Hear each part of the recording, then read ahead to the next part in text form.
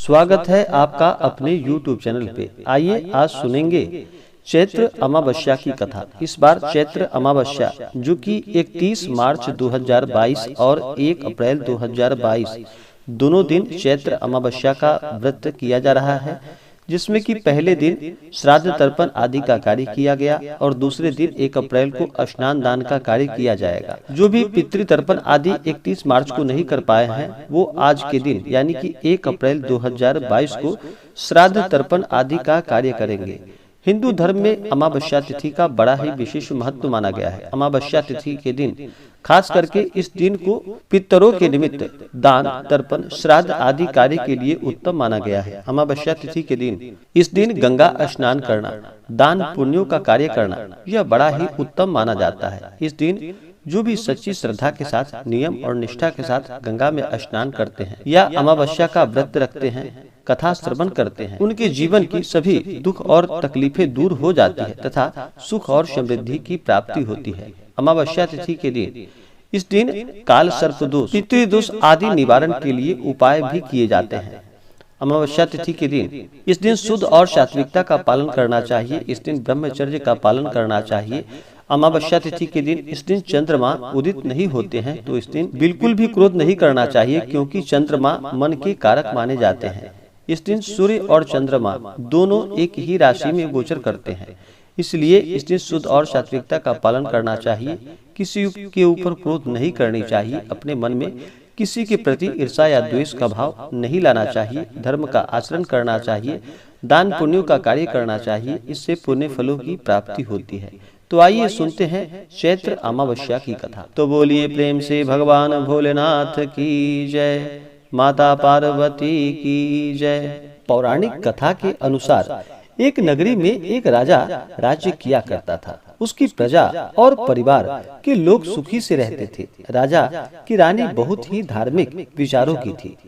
राजा के महल के सामने एक साहूकार की हवेली थी। राजा और साहूकार की पत्नी में आपस में घनिष्ठ मित्रता थी। एक बार साहूकार की हवेली से उसकी पत्नी की रोने की आवाज आने लगी। इसके बाद रानी ने राजा से इसका कारण पूछा, तो राजा ने कहा कि सेठ का पुत्र मर गया है।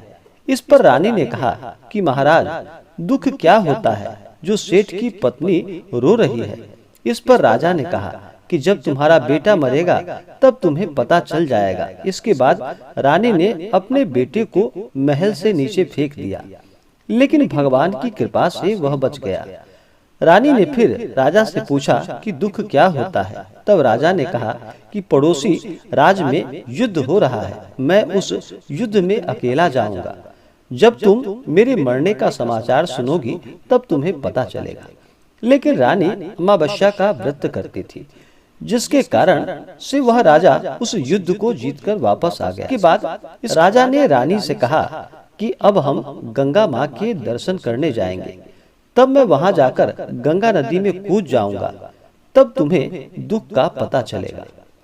भगवान शिव कैलाश पर बैठकर यह सब देख रहे थे। उन्होंने माता पार्वती से कहा कि आज मैं तुम्हें सुखी आत्मा के दर्शन करवाऊंगा।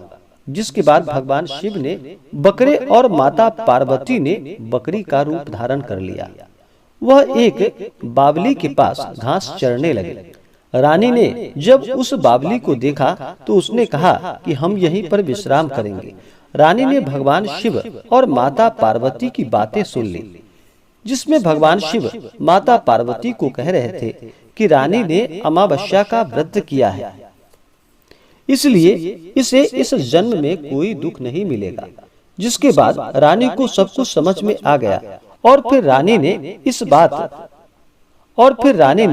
बात को राजा को बताई।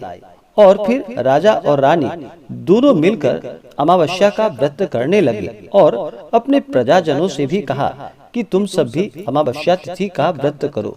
इस प्रकार से अमावस्या व्रत के प्रभाव से सभी सुख और शांति से रहने लगे। इसी प्रकार से जो भी सच्ची श्रद्धा के साथ अमावस्या के दिन गंगा स्नान करते हैं, दान पुण्यों का कार्य करते हैं, अमावस्या तिथि का व्रत करते हैं, उन्हें भगवान शिव, माता पार्वती की कृपा से सभी प्रकार के सुख और समृद्धि की प्राप्ति होती है तथा उनके दुख और कष्ट सभी दूर हो जाते हैं। तो बोलिए प्रेम से भगवान भोलेनाथ की जय। तो आशा करता हूँ कि जानकारी आपको अच्छा लगा हो। ऐसे ही जानकारियाँ प्राप्त करते रहने के लिए हमारे इस चैनल पे अगर आप नए हैं तो चैनल को लाल बटन दबा करके सब्सक्राइब जरूर करें, साथ में बेल आइकन घंटी को दबाएं ताकि मेरे वीडियो का नोटिफिकेशन आपको समय से मिलता रहे।